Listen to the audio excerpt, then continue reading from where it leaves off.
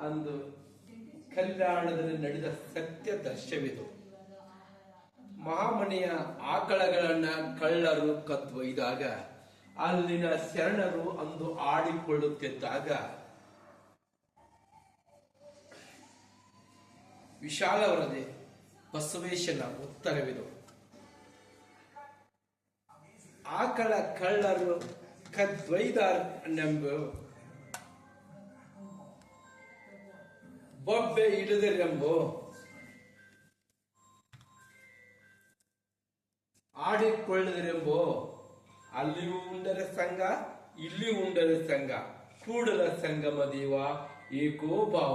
ಆಹಾ, ಎಂತ ವಿಶ್ವ ವಿಶಾಲವಾದ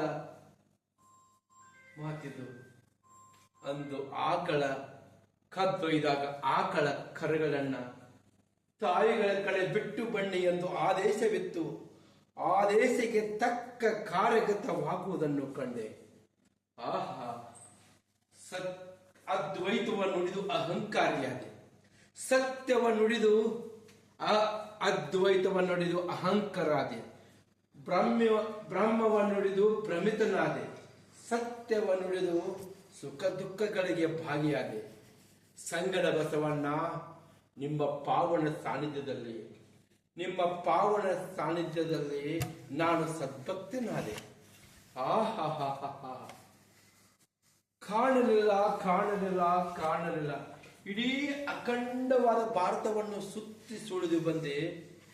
ಬಸವೇಶನಂತ ಸಮತಾ ಹೃದಯ, ಬಸವೇಶನಂತ ದಯಾಪರ, ಬಸವೇಶನಂತ ಭಕ್ತಿ ಬಾಂಡಾರಿ ಎಲ್ಲರೂ ಸಿಗಲಿಲ್ಲ. ಅನೇಕ ಆಗಮಿಕರನ್ನ ಕಂಡೆ, ವೈದಿಕರನ್ನ ಕಂಡೆ, ಪಂಡಿತರನ್ನ ಕಂಡೆ, ಬುದ್ಧಿಜೀವಿಗಳನ್ನ ಕಂಡೆ, ಕವಿಗಳನ್ನ ಕಂಡೆ, ಅವರ ಕೂಡ ಸಂದರ್ಶಿಸಿದೆ. ಅವರೆಲ್ಲ ನುಡಿಯಲ್ಲಿ ಜಾಣರು ಅನ್ನೋದನ್ನ ಕಂಡುಕೊಂಡೆ. ನುಡಿ ಒಳಗೆ ನುಡಿದಂತೆ ನಡೆ ಇಲ್ಲದಿದ್ದರೆ ಬಸವೇಶ ಹೇಳಿದರೆ ಸಿರಿಯಾದರೇನು ಶಿವಭಕ್ತ ನಿಲ್ಲನಕ್ಕ, ಸಿರಿಯಾದರೇನು ಶಿವಭಕ್ತ ನಿಲ್ಲನಕ್ಕ, ಕುಲವಿದ್ದರೇನು ಹಾವು ಮೆಕ್ಕಿಯ ಕಾಯಿ, ಗುಣವಿಲ್ಲದ ರೂಪ ಎಲ್ಲಿದ್ದರೇನು, ಬಚ್ಚಲ ನೀರಿದ್ದಲು ತಿಳಿಯಲು ಫಲವೇನು, ತಿಳಿಯಾದ ನೀರು ಕುಡಿಲಿಕ್ಕೆ ಬರುತ್ತದೆ. ನುಡಿ ಒಳಗಾಗಿ ನುಡಿಯಂತೆ ನಡೆಯದಿದ್ದರೆ ಏನು ಪ್ರಯೋಜನ?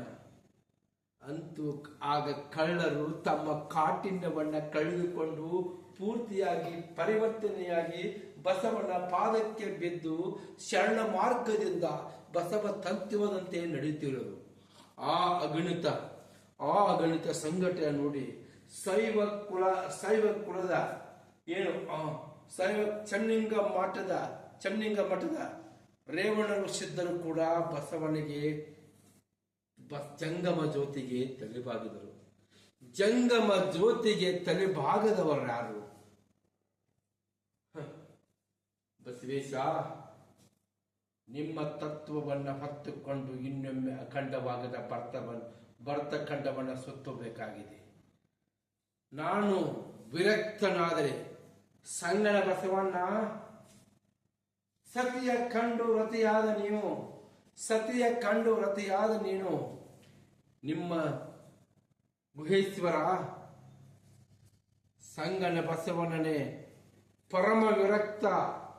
ನಿಮ್ಮ ಸಾನ್ನಿಧ್ಯದಲ್ಲಿ ಸಂಗನ ಬಸವಣ್ಣ ಅಖಂಡ ಬ್ರಹ್ಮಚಾರಿ.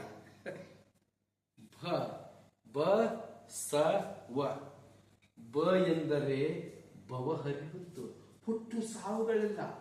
ಸ ಒಂದು ಅಕ್ಷರದಲ್ಲಿ ಸರ್ವಜ್ಞಾನ. ಎಂದು ವಚನಿಸುವಡೆ ಸತ್ತ ಆತ್ಮ ಚೈತನ್ಯ ಬಂದುವುದು. ಅಂತೆ ಬ ಎಂದಲ್ಲಿ ಎನ್ನ ಭವ ಹರಿಯಿತು. ಸ ಎಂಬಲ್ಲಿ ಸರ್ವಜ್ಞಾನಿಯಾದನು. ಓ ಎಂದು ವಚನಿಸುವುದೇ ಆತ್ಮ ಚೈತನ್ಯ ಕಾಣು. ಇಂತು ಈ ಬಸವಾಕ್ಷರ ತೊಳಗಿ ಬೆಳಗುವುದನ್ನು ಕಂಡು ಆನು ಬಸವ ನೀನು ಬಸವ ಎನ್ನುತ್ತಿದ್ದೆನು ಗುಹೇಶ್ವರ ಎನ್ನುತ್ತಿದ್ದೆನು ಗುಹೇಶ್ವರ. ಇದು ಒಂದನೇ ಇಲಾಖೆ.